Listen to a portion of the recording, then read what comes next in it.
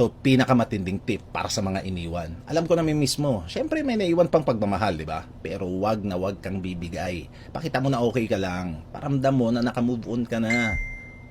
Oh, ayan. Oh, katulad yan, ex ko. Message ang message. Di ko nire-replyan. Ano? Para saktan ulit ako. So anyway, dapat matatag ka. Oh, ang kulit oh. Gusto pang makipagkaibigan yan kasi. So ayun nga, dapat matatag ka kasi tumatawag na. Sagutin ko na, diretsuhin ko na, di ba? Move on na kami, di ba? Para hindi na ganitong kulit eh. Hello? Excuse na, sandali. Hello? Oh, magre-record ako. Okay naman, okay na okay. Ikaw?